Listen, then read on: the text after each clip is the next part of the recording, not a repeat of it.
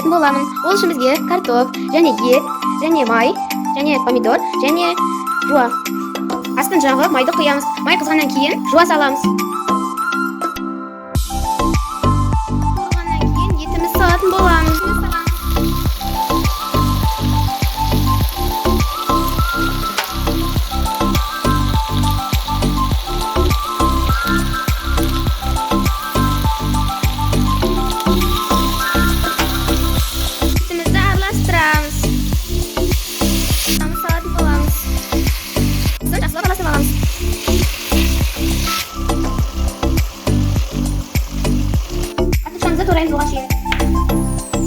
Етіміздің астын жай отта қойып қоямыз.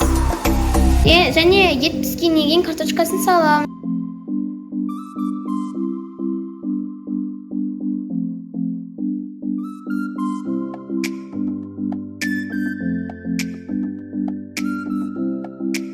Міне, картопымыз дайын болды. Ұнаса лайк басып, арнама жазылып кетіңіздер.